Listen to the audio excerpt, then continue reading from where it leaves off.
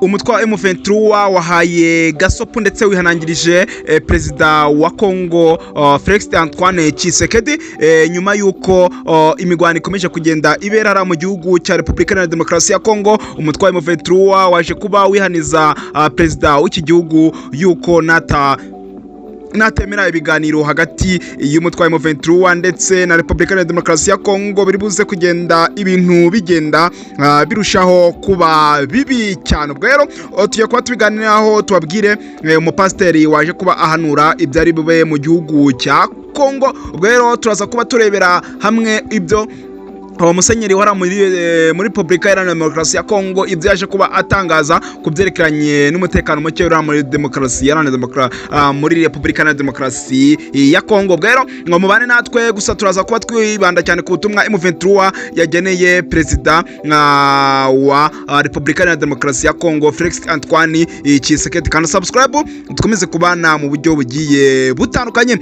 Uyu munsi tugiye kuba tubagezaho amakuru agezweho hariya muri Repubulika ya Demokarasi ya Congo ariko byerekeranye na hano mu Rwanda. Turaza kuba tubabwira yuko General Retired James Kabarebe yagarutse ku kibazo cy'umutekano muke muri Repubulika ya Demokarasi ya Congo n'impamvu u Rwanda rwashizeho ubwirinzi, mu gihe Tshisekedi avuga ko azakuraho ubutegetsi bw'u Rwanda. Ndayishimiye Evariste w'u Burundi akavuga ko azakuraho ubutegetsi bw'u Rwanda kandi bose baraza bakabikora mu buryo bwa gisirikari, bakazana ingabo Sami DRC bakazana ingabo bakaza muri ayo magambo ikaza ishyigikiye uwo mugambi. U Rwanda nago rwahise ruzamura ingamba z'ubwirinzi cyane.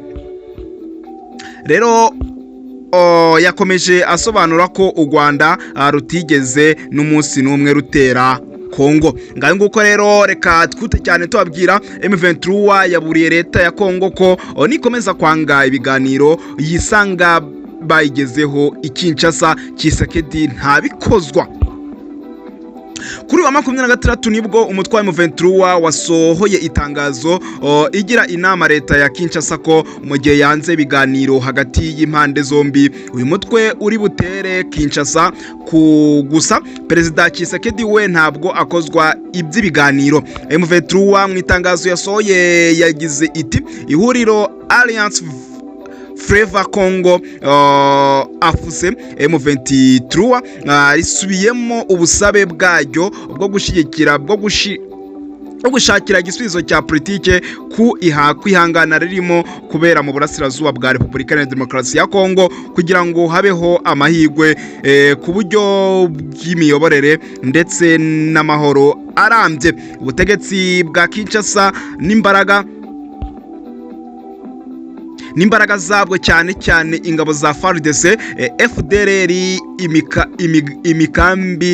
imikambi ya Wazalendo n'ingabo za leta y'u Burundi FNDB bakomeje kongera imbaraga mu migwano birengagije umurongo w'amasezerano yo guhagarika intambara ryatanzwe tariki ya 4 Gashyantare 2025 kandi ryongerewe ku itariki ya 22 Gashyantare 2025. Bimenyetso by'uko badakeneye guhagarika intambara harimo koherezwa inkunga, gutanga ibikoresho no guhindura imigwano y'ingabo byagaragaye mu kibaya cya Rusizi, Walikare, Masisi na Rubero. Ni ubwo amasezerano yo guhagarika intambara akomeje kubahiriza ku ruhande rwacu. Ubutegetsi bwa Kinshasa n'abafatanyabikorwa babwo bakomeje kugaba ibitero mu baturage b'inzirakarengane bazakoresha indege zitagira abapilote za gisirikare ku baturage batagira ikosa. ku itariki ya 25 Gashyantare 2025 imiji ya Minimbwe harimo Irundu na Nyarujoka yarashwe n'ubwangizi ku baturage b'ingeri zose. Muri icyo gihe mu muji wa Uvira ibikorwa byo guhohotera abaturage b'abanyamurenge byariyongereye, aho habayeho gufata abana ku ngufu, kubangamira ubuzima bwabo ndetse n'ibikorwa byo kubahohotera bitandukanye. Turasaba abayobozi b'ibihugu byo mu karere bakomeje kwishyira hamwe mu gukemura ikibazo cyo guhagarika intambara mu buryo bwo guha amahirwe ibiganiro bya politike, gufata ingamba zifatika no gukurikirana ko leta ya Kongo ibazwa ku bikorwa byayo bihubukiye kandi bitubahirije ubwumvikane bw'ibihugu. Umuvugizi wa M23 yongeyeho ko mu gihe leta ya Kinshasa ikomeje ibikorwa byo kubangamira abaturage bizatuma M23 nayo ikomeza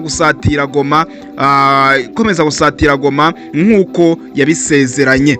Rero niryo tangazo M23 yasize hanze itangaza ko uwo bita Tshisekedi natamanika amaboko ndetse nadashira intwaro hasi ngo yumve icyo bamusaba yuko bahurira hamwe bagakora ibiganiro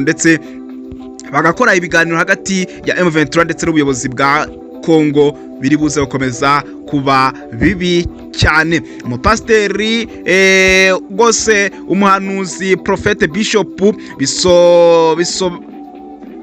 Bisomana Samuel yahanuye ko DRC izacikamo kabiri hakaboneka Repubulika ya Kivu. Ibi byo byifashe bite? Ese byaba byifashe bite? Turaza kuba tubigaruka mu kiganiro cyacu kiri imbere, gusa mukomeze kubana natwe. Nta mahoro ashobora kuba muri Kongo niba Tshisekedi akomeje kurengagiza M23. Musenyeri Shore Donatien ni amagambo yagiye atangaza mu kiganiro yagiranye na France 24 kuwa 19 Gashyantare 2025. Umunyamabanga mukuru akaba n'umuvugizi w'inama nkuru y'abepiskopi ya Kongo Musenyeri Shore Donatien yongeye kwibutsa Perezida Tshisekedi ndetse n'amahanga ko nta mahoro Kongo yagira mu gihe cyose impamvu M23 igwanira zitahabwa agaciro. Iyi ntumwa ya Kiliziya Gatolika Musenyeri Shore yagize iti nganira na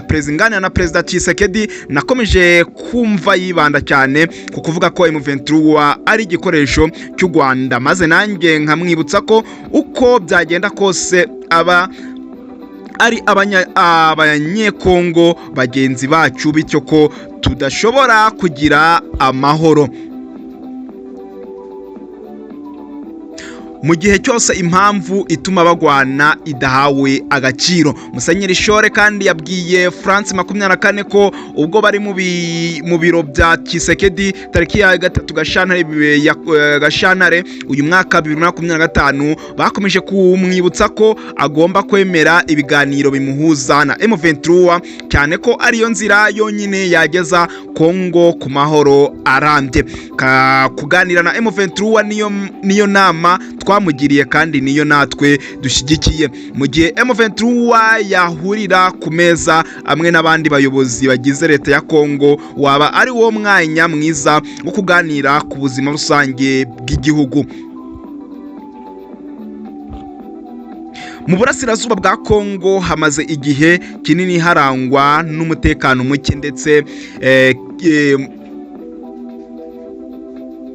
ndetse n'akaduruvayo bituruka mu mitwe yitwaje intwaro harimo nitegwa inkunga na guverinoma ya Tshisekedi. Mu gushaka igisubizo kuri ibyo bibazo hasinywe amasezerano ya Rwanda na Nairobi, aho yavugaga ko Kongo ikwiye gukemura ibijyanye n'impunzi z'abanyekongo, imikoranire ya FARDC ndetse na FDLR. Harimo kandi ko Tshisekedi agomba kuganira na M23 ndetse ndetse ubutegetsi bwe bugahagarika imvugo z'urwango zibasira abatutsi b'abanyekongo. Gusa mu byo yasabwe byose nta na kimwe Kongo yakoze kandi yari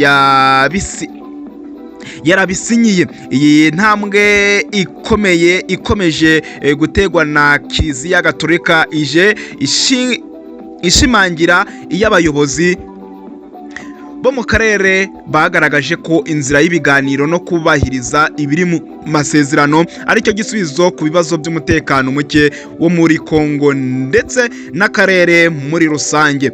Harageze ko Tshisekedi areka kuvunira ibiti mu matwi maze agakora igikwiye kugira ngo akarere kagire amahoro. Ngayo nguko rero nibyo byagiye bitangazwa n'uyu musenyeri profete wariya muri Repubulika ya Demokarasi ya Kongo.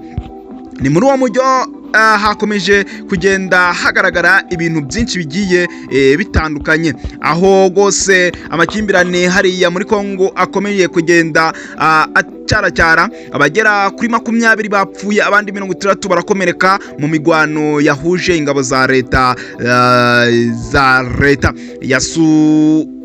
yasubiranyemo na wazarendo mu mujyi wa Uvira mu ntara ya Kivu y'Amajyepfo. Musanzwe inyeshamba za wazarendo zifasha ingabo za leta FARDC guhangana n'umutwe wa M23.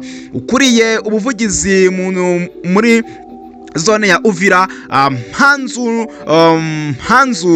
Nimi yabwiye ikinyamakuru Actualité ko tumaze kubarura abantu 30 bakomeretse n'abandi barenga 20 bapfuye baguye mu migwano. Yasobanuye ko abakomeretse bose bari kwitabwaho.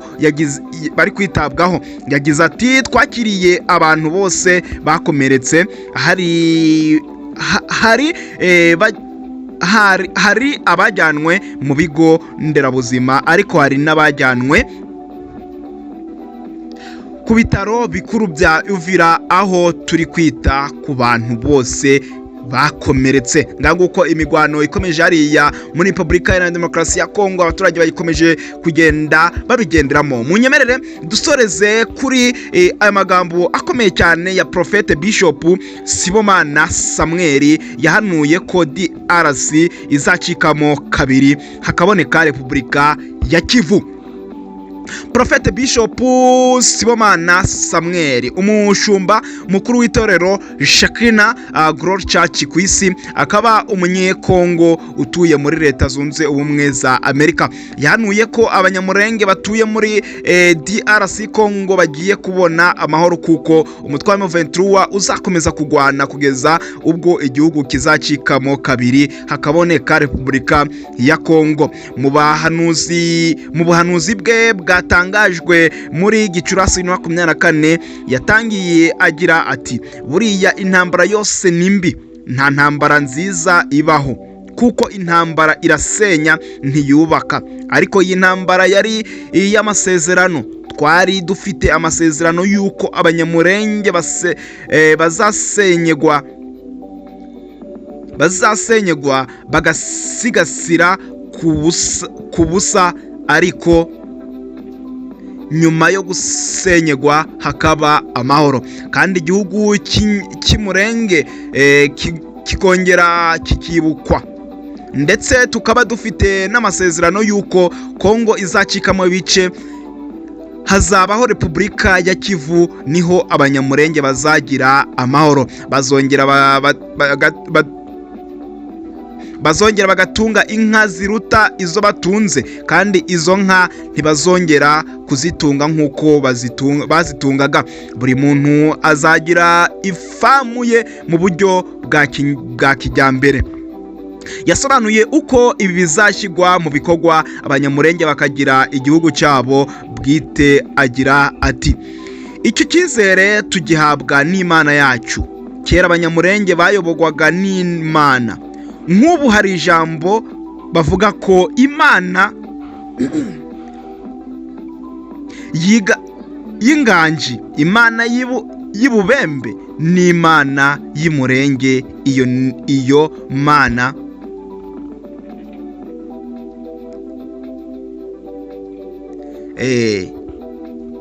imana y'umurenge yakomeje agira ati imana itubwira yuko imurenge hazaba amahoro koko. Kongo yacitsemo ibice, Repubulika ya Kivu yabayeho. Repubulika ya Kivu itarabaho nta mahoro abanyamurenge n'abatutsi muri rusange bazabonera muri Kongo nibitaba. Hazakomeza habe intambara cyane, ariko Imana itubwira ko hagiye kuboneka ubutabazi. Ibi byose yabitangaje muri 2024 mu kiganiro yagiranye na Gitavi TV ikorera kuri YouTube. Ese ubu buhanuzi bwa Prophet Bishop Sibomana Samuel bwa burimo gusohora nyuma y'uko M23 ifashe bidasubigwaho umuji wa Goma, ndetse ikaba ikomeje kugwana igamije gufata no kubohora Kinshasa? Reka tegereza turebe niba ubuhanuzi bw'uyu mugabo uwo bita Prophet Gose oya ahubwo uwo bita Sibomana Samuel, Prophet Bishop nyine Sibomana Samuel, umushumba mukuru w'itorero Shekina Glory Church kwisi. Ngayo amakuru akomeje kugenda avuga ku mutekano uri hariya muri Repubulika ya Demokarasi ya Kongo. Ibintu bikomeje kugenda bizamba ku rwego rwo hejuru. Mwese twabanye turashimiye, mukomeze kugira ibihe byiza.